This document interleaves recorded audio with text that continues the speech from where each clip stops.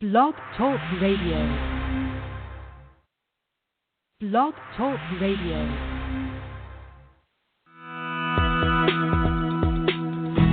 Welcome to Franchise Interviews.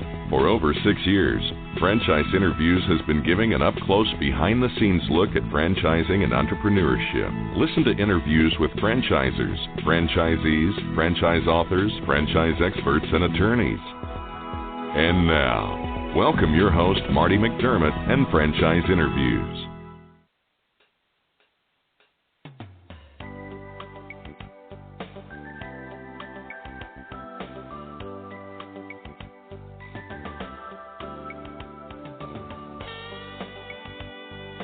Hi everyone, and welcome to a very special edition of Franchise Interviews, where for over 7 years now, we've been asking the entrepreneurs one-on-one.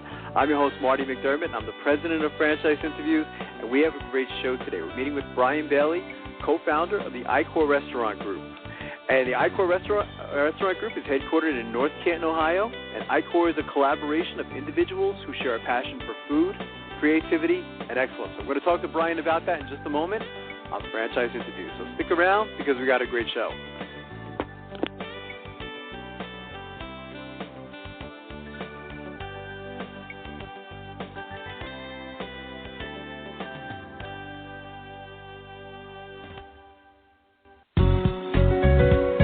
Are you looking for a franchise that delivers? Businesses will always need shipping, and for more than 25 years, loyal customers have depended on Unishippers for reliable savings and exceptional customer service. Unishippers is focused on just one thing: helping small and medium-sized businesses save time and money on all their shipping needs. And as the largest reseller of complete shipping services in the country, we have the buying power to ensure that we succeed. The Unishippers franchise offers low startup costs, no equipment or real estate required because they're not retail, residual income, and a quality of life and work-life balance. For more information on becoming a Unishippers franchisee, go to www.unishippers.com and click Franchise Opportunities, or call Franchise Development at 801-708-5822.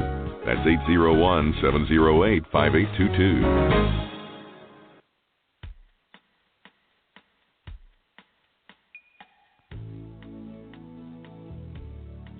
Hi everyone, and welcome back to a very special edition of Franchise Interviews, where for over 7 years now, we've been asking the entrepreneurs one-on-one. I'm your host, Marty McDermott. I'm the president of Franchise Interviews, and as we were saying earlier, we have a great show today. We're meeting with Brian Bailey, who is the co-founder of the Ichor Restaurant Group. Hey Brian, how you doing? Welcome to the show. Hey, thanks for having me, Marty.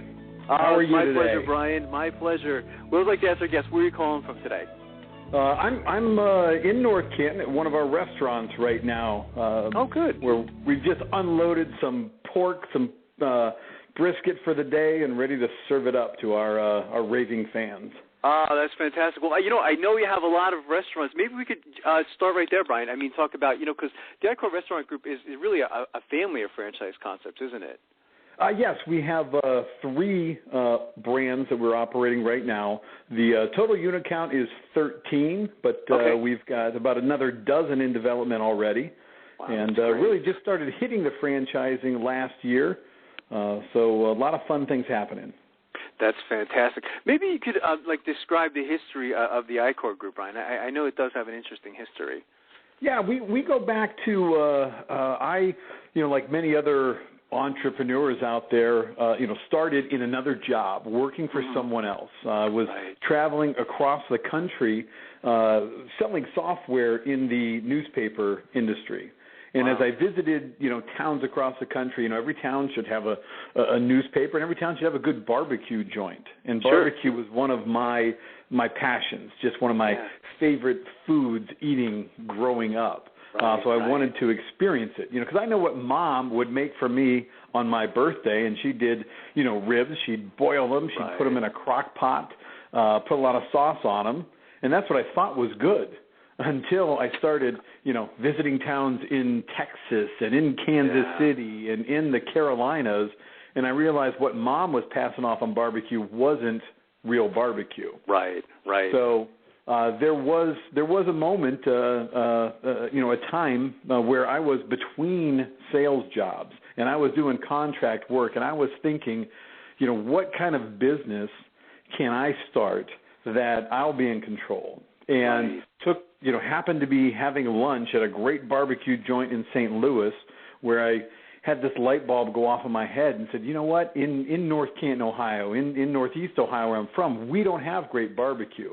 Yeah. And I can bring this food, back to Ohio and start a business, that can grow into a chain of restaurants. So that's really where the idea came from. That's fantastic. And people are, I find that people are very passionate about barbecue, aren't they? And you're right about that, Brian. We've always had a difficult time finding, really great barbecue. When you've had great barbecue, it's just there's nothing in the world like it, is there? Yeah. And I had spent a lot of travels with all the small newspapers in North Carolina and a lot of little towns. And what I liked about the barbecue joints that I found, and boy, they proliferate the landscape. I mean, you've got barbecue joints on every corner down there. But even in the small two-state region of the Carolinas, you have several different styles of barbecue. You've got the Eastern Carolina style where they do a vinegar sauce and they'll cook whole hogs. You've got the Western part of the state where they're doing shoulders and it's more of a tomato-based sauce. You've got the Lexington area, the Piedmont of the state, right in the middle, where they'll blend vinegar and tomato together in a sauce. And then, of course, in South Carolina, where there are areas around Columbia where you won't find a red sauce on the table. They do these yellow mustard-based sauces. So the people that eat that barbecue on a daily basis, they think it's the best, and they're passionate about it. Even, you go 10 miles one direction, and there's almost a barbecue war, I guess, going on. So I was really drawn to that and knew that we could take that story, tell the story of Carolina barbecue, in our restaurants in Ohio. We've grown into Michigan and really spreading throughout the Midwest, where people have an emotional connection to the Carolinas. You have vacation in the Outer Banks or at Myrtle Beach or at Hilton Head. You know somebody who's moved to Charlotte or Raleigh-Durham, and then you have good thoughts about the Carolinas. And we try and give that same experience when you come into, our restaurants. It was interesting, too, Brian, because I recall, when I was reading about, and it was particularly Old Carolina barbecue, I guess you guys are categorized in the fast casual genre, but, at the same time, you guys still provide table service, don't you? And I thought that was very unique and a nice niche in the market, isn't it? Yeah, we do. Fast casual, of course, maybe the only segment of the restaurant industry over the last few years that has been growing. A lot of interest, a lot of new concepts that are starting up. But some of the so-called fast casual are maybe quick service with a little better food. Sure. And we like to give that true fast casual experience. Our guests, they will order at a counter, but then self-serve their drink, sit down. We bring the food to the table. We bus away all the plates when they're done. We'll offer refills and kind of give them the best of both worlds. They're in control of the time of when they get their that food. It's not like waiting 45 minutes or an hour at some of the casual restaurants. You come up and within 6 to 8 minutes, you have a great meal of scratch-made sides and authentic barbecue. That's fantastic. Maybe we could talk a little bit about your franchisees. I mean, what do you look for in a franchisee, Brian? What we certainly look for someone that shares our same passion. That they love the food, and that's where our current franchisee base has come from. People that have visited the restaurant, they think it's great, they can picture it in their hometown. They love it. Maybe they've even done some barbecue cooking on their own, though it's not a requirement. They just have to love the finished product. And then, we're partnering with them, to create a business that they can grow.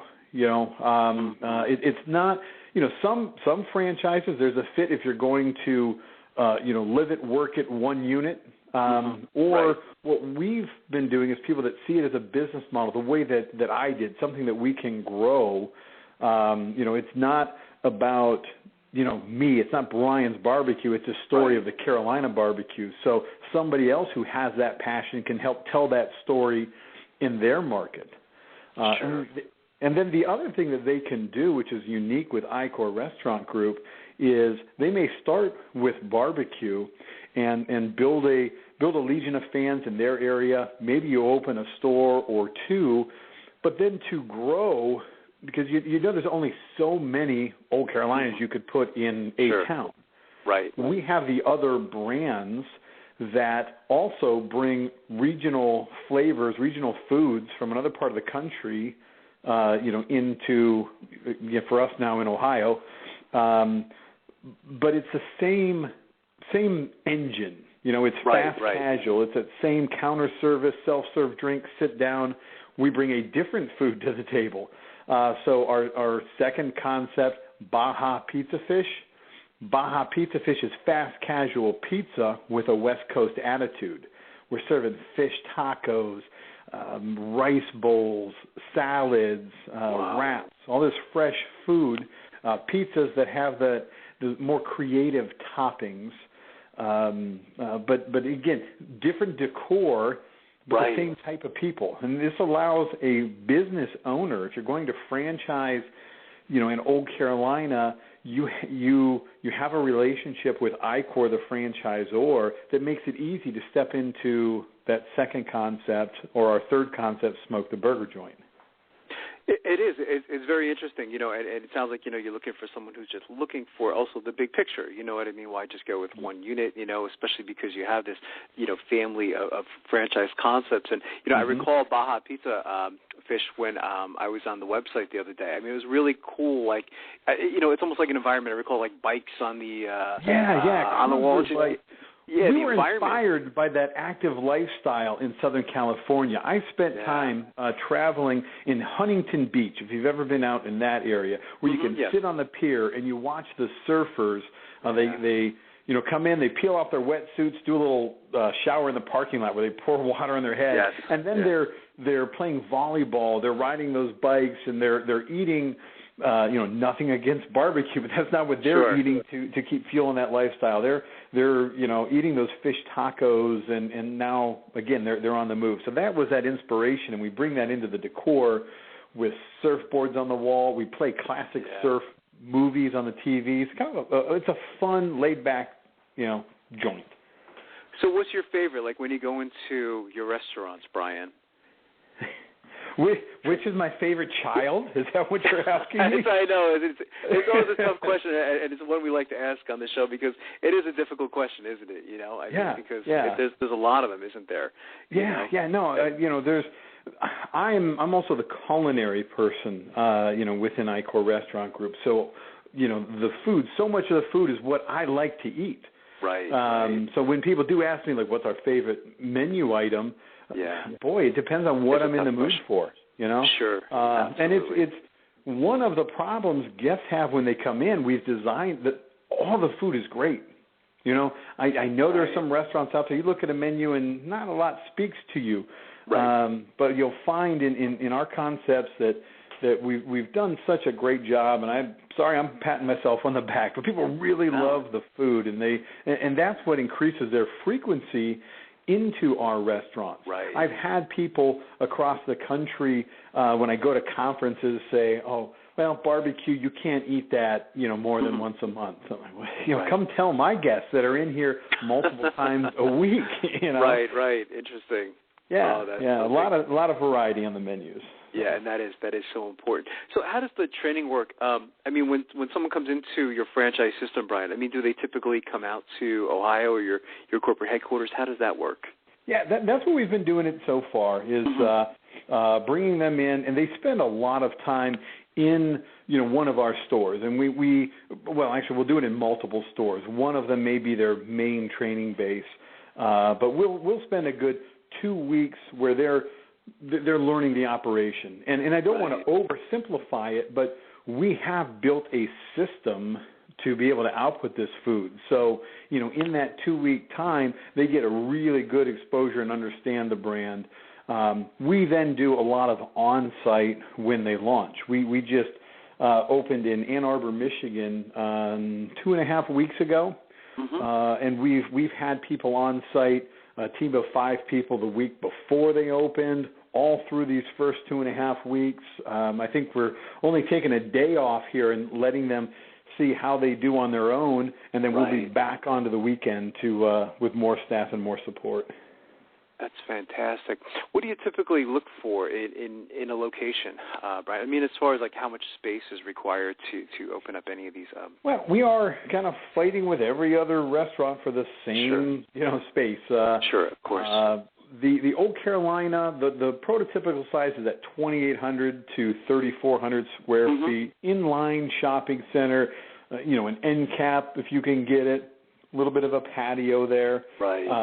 But we have in our 10 Old Carolinas, a lot of different looks that we can show that we have done, and they've varied in size.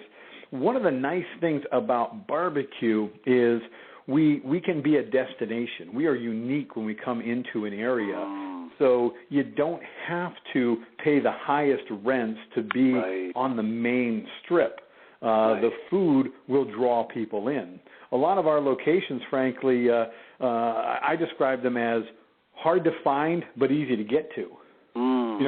It's once you know where it is, oh my gosh, it's right around the corner here, and now I go all the time. But that's okay because people are so passionate about barbecue, and they so want to talk about this new barbecue joint they found that the word gets around. That's fantastic. It's well said. I'm studying your background. I would certainly consider you an entrepreneur, and the majority of our listeners, Brian, we call them aspiring franchipreneurs. Most of them they listen to the show because they know they want to buy a franchise, but we find that many of them, they don't even know where to begin. What advice would you give to our listeners? Well, not everybody has to be the creative type like I am to create the concepts and create the recipes. But and what's the word, a franchipreneur? I love that. Thank you. If they partner with a franchisor who has a vision and has a good system, who has a story to tell, they can be the one to tell that story. Business development is a big part of what they're going to do. They don't have to spend time worrying about how the system works or what the recipes are.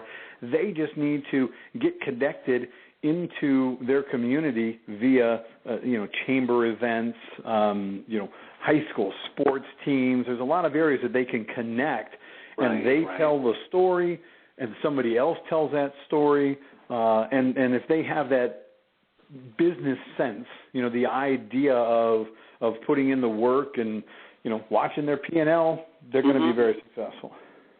Yeah, we had a guest recently on this show, Brian. They were a franchisee, and I think that the way I phrased the question was, I said, why did you go into franchising? And she said that she wanted to be able to sleep at night. She said she didn't have to worry about it.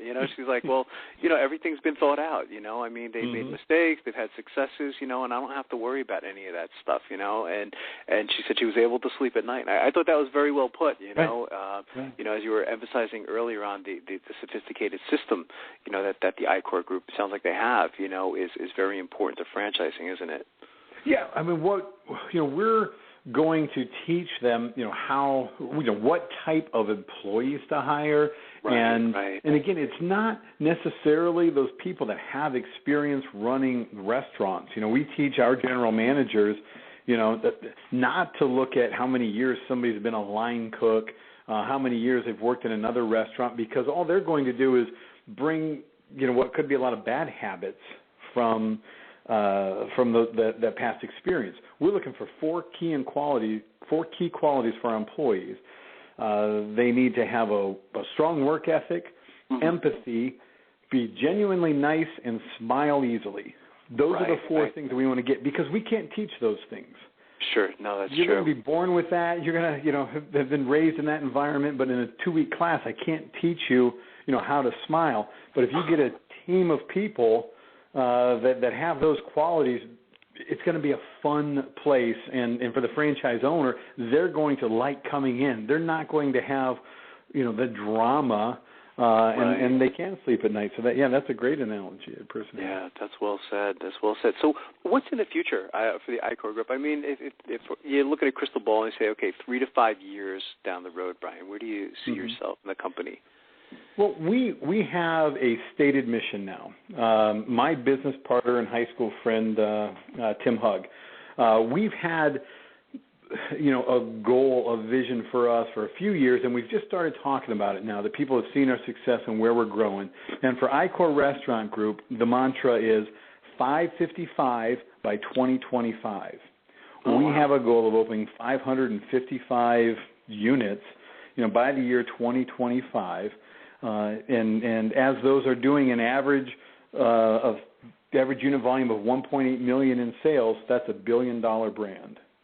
So that's what we are driven to create. And there's, with 3 concepts right now, and down the road maybe some more. The vehicle is there to do it. There are plenty of markets, plenty of entrepreneurs or frantrepreneurs that are out there that want to buy into this vision and partner with us, and we're committed, to helping them succeed so that we can succeed as well. That's fantastic. What's the best way for our listeners to get more information on becoming a franchisee with any of the brands, Brian? Any websites that they should go to? Sure. They can go to the ichorgroup.com, ICHORGROUP, ichorgroup.com. And there's some links to the individual websites.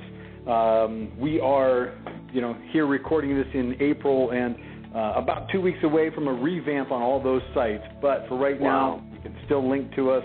That information will come to me, and we'd love to have a conversation, invite people in to visit the stores and see if it's a fit. That's fantastic. I want to thank you for coming on the show, Brian. You've been a fantastic guest, and I'd really like to invite you back next year as you continue to grow. I think you have a great brands in your franchise system, so I think that's fantastic. Marty, thank you so much. My pleasure, Brian, and we'll be right back with more franchise interviews.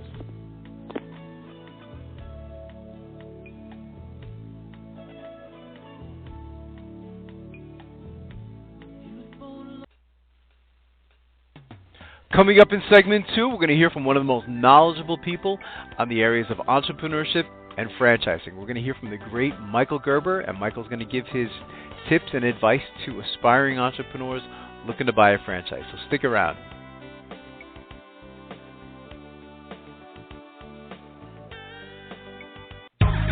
Franchisers, are you looking to reach aspiring entrepreneurs looking to buy a franchise?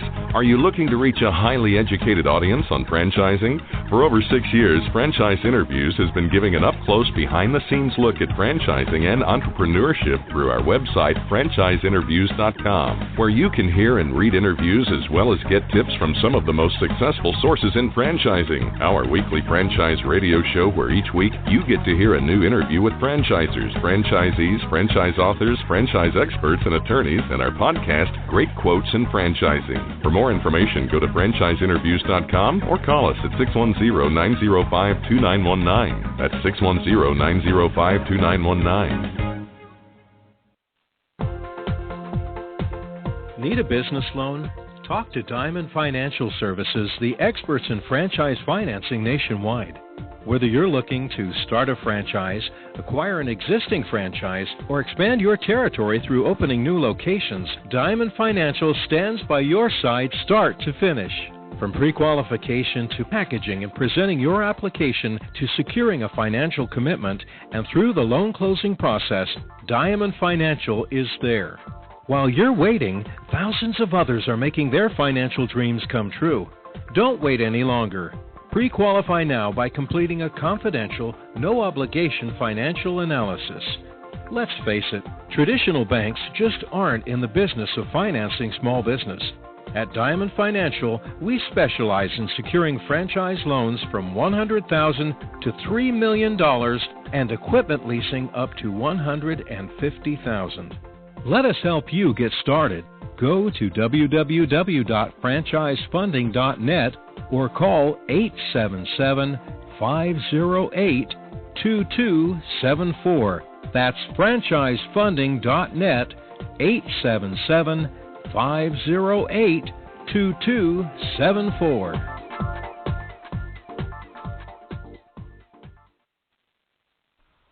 Hi, everyone. This is Marty McDermott from Franchise Interviews, and welcome to another edition of Great Quotes in Franchising, where each podcast you get to hear a great quote in franchising. And today's podcast is being brought to you by Diamond Financial Services. And if you're looking for a loan to finance your franchise, simply click the Diamond Financial Services logo below. Today's podcast, you're going to get to hear from a legend in entrepreneurship and franchising, and that's Michael Gerber. And we've had Michael on the show 2 times up to this point, and the first time we had him on the show, Don and I were amazed at the amount of emails we received and listeners, and it was really overwhelming and incredibly fun at the same time. One of the questions that we commonly ask on every show is, what advice would you give to aspiring entrepreneurs looking to buy a franchise? And naturally, Michael's response was brilliant. So here we go. Franchising and entrepreneurship? Yeah, well, I think before that, Mike, I think a lot of people listening might be a little surprised that your mom still tells you what to do. No, that's the problem. My mom has never told me what to do. She inspires me to do things that I never thought about doing. Absolutely. That's great. That's tremendous. Yeah. What advice would you give to a prospective franchisee looking to buy a franchise, Michael? Well, first of all, understand what you want. It has less to do with the franchise than it does with you. What is it truly important to you to do? This whole new emergence of the dreaming room, for example, really revolves around the idea that struck me that this is the age of the new entrepreneur. And the new entrepreneur is very, very much different than the one who preceded him. The new entrepreneur is more interested in a business that has meaning, not just money. So the whole question for the new entrepreneur or the one who wants to buy a franchise is really, so what's the meaning of this? What's the impact of this on the world? When we begin to look at the world and really realize that the world is in dreadful shape, you wonder then how I, in a business of my own, could have some kind of impact that would add value to the world. So I'd begin to look at franchises from that perspective. What's the value of the franchise? Presuming that I'm going to be successful, what is the value? What do I deliver that has value to my customer? What pride do I get from what it is I'm doing? What am I adding of benefit to the world as opposed to subtracting from the world, presuming, again, I'm going to be successful? So the first thing is, what does this company mean? What is the true meaning of this, and what's the impact and import of it? For me in my life, I'm going to die one day, and I'm going to probably die inside my business. And what I'd like to ask myself is, will I be proud of the fact that I devoted the rest of my life to doing this? Right. Would I want to say this to people I love? Would I want to say this to my kids? What am I going to say to them when I describe what I've chosen to do with the years of my life that I'm going to do it in? Because, in fact, you're going to spend the rest of your life in this business or in something very much like it. The second thing I would ask, once I've decided that, yes, this is a worthy thing to do for me, a human being, how organized is this thing that I'm going to do? How organized is it? Does it have a truly kick-ass breakthrough system for doing what it needs to do, which is attract people to it as customers, which is convert those people into active customers and paying customers, and ability to convert those customers into clients, meaning they come back again and again and again and again. So I want to build or buy that capability, or I'm going to then need to build it for myself. Wow, it's a great. We've been asking that question now since we started the show, Michael. We never got such a great response. Right. Thank you. Yeah, I mean, so really, don't jump into anything quickly. Do your due diligence, and that's a good point. I mean, this might be something you've been doing for a long time. Are you going to be proud of telling people this is what you do? Proud, yeah. I mean, Marty, you and I have talked about people just can't jump into something that sounds great. They got to they have to go more deeply into their own motivation. Right. And that's the thing that's missing almost all the time. Essentially, the prospective franchisee, the guy, the woman who decides they want to buy a business opportunity, essentially they go out there, and the one who pitches the deal the best gets the deal. And I'm essentially saying it's got to turn around the other way. The one who's going out becomes more thoughtful about what I'm looking for, as opposed to simply going out and looking for a good business to run. Right, absolutely. So that right there might be a strong characteristic of a successful somebody who. Those are very deep words from Michael. Is talking about the whole, what is this franchise going to mean? How do I want to be remembered? So, again, it's going very deep into that question, but again, it's one of the best responses I think we've had up to this point. And again, it is Michael Gerber. He's sold millions of copies. His latest book is Awakening the Entrepreneur Within, and we had Michael on the show several months ago, and we spoke about the book. And again, he's going to be in Great Quotes in Franchising on several locations. It was hard to decide which one we were going to use first, but this was it. So again, you're going to see Michael again in a couple other editions of Great Quotes in Franchising. That day that we did the show, following us, actually became a friend to the show, Ken Six, who hosts a show called Arbor Talk with Peter Felix. And Ken was also a big fan of Michael Gerber. Here was Ken's reaction following the show. And again, we'll leave you with that. And we'd love to hear your feedback on this edition of Great Quotes in Franchising. And we'll see you soon. Thanks, everyone, for listening. Here we go. Inventor of the resistograph. And this is, need I say more, Joe? We've got a jam-packed show. Joe, you got to get Marty back on the line. I think that was Michael Gerber on his show. That was Michael Gerber. I tell him to call in. That guy he wrote the E-Myth. He did. We need Marty to come in for about a minute. Yeah. That's a very good idea. Let me work on that. If you're listening, Marty, call us up. All right, we'll do. All right. We'll be right back.